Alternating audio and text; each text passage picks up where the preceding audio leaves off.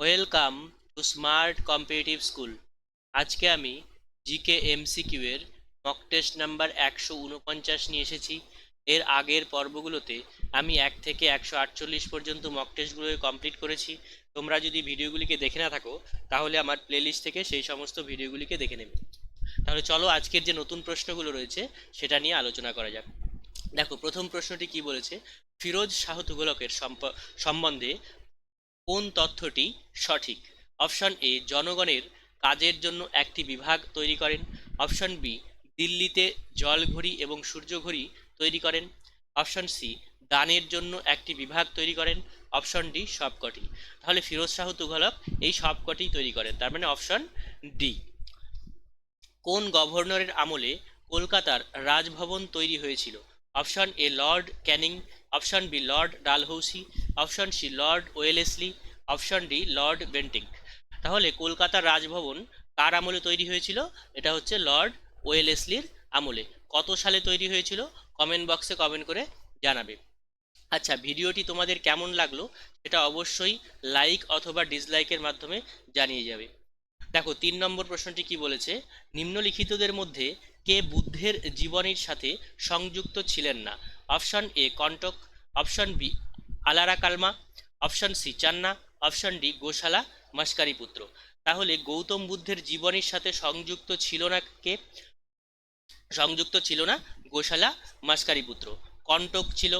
Option B হচ্ছে আলারা কালমা, তিনিও ছিলেন। অপশন সি, চান্না, তিনিও যুক্ত ছিলেন। ছিলেন না কে তাহলে? গোশালা মাস্কারি পুত্র। হান্টার কমিশন কে গঠন করেন? Option A, Lord Curzon. Option B, Lord Wellington. Option C, Lord Ripon. Option D, Lord Auckland. ঠিক আছে, এটা অকল্যান্ড হবে। তাহলে হান্টার কমিশন কে গঠন করছে? Option C, Lord Ripon. মেদিনীপুরের অসহযোগ আন্দোলনের নেতৃত্ব কে দেন? Option A, Birendranath Sasmal. Option B, Matangini Hazra. Option C, Khudiram Bose. Option D, Jatindramohan Sengupta. তাহলে এটার অ্যান্সার হচ্ছে বীরেন্দ্রনাথ শাসমল, অপশন এ। নিচের কোন নদীটি সুন্দরবন অঞ্চলের নদী নয়? Option A, Matla. Option B, Gosaba. Option C, Saptamukhi.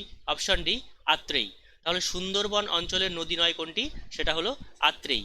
এই আত্রেইটা কোন অঞ্চলে দেখা যায় বা কোন জেলায় দেখা যায় সেটা তোমরা কমেন্ট বক্সে কমেন্ট করে জানাবে।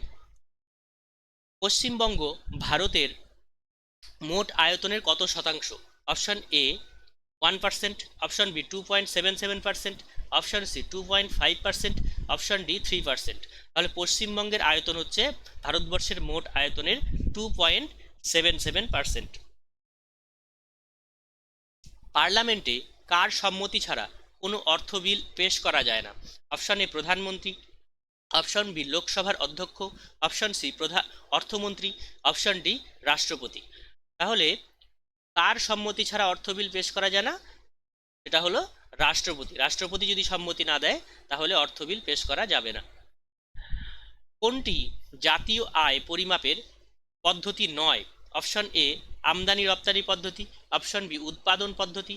অপশন সি, আয় পদ্ধতি। অপশন ডি, ব্যয় পদ্ধতি। সাধারণত এই 3টে পদ্ধতিতে জাতীয় আয় পরিমাপ করা হয়, কিন্তু আমদানি এবং রপ্তানি পদ্ধতিতে করা হয় না। তাহলে অপশন এ অ্যান্সার। নাবার্ড প্রতিষ্ঠানটির সঙ্গে জড়িত? অপশন এ, গ্রামীণ উন্নয়ন বা গ্রামের উন্নয়ন। অপশন বি, শহরের উন্নয়ন। অপশন সি, শিল্পের উন্নয়ন। অপশন ডি, পরিবহন উন্নয়ন। তাহলে নাবার্ডের সাথে সম্পর্কিত কোনটা? গ্রামের উন্নয়ন। এবার শিল্পের উন্নয়নের সাথে সম্পর্কিত একটা ব্যাংকের নাম তোমরা কমেন্ট বক্সে কমেন্ট করে জানাবে। তোমরা তাহলে 10-এর মধ্যে কে কত পেলে কমেন্টে জানিয়ে যাবে। আর ভিডিওটিকে শেষ পর্যন্ত দেখার জন্য অনেক অনেক ধন্যবাদ।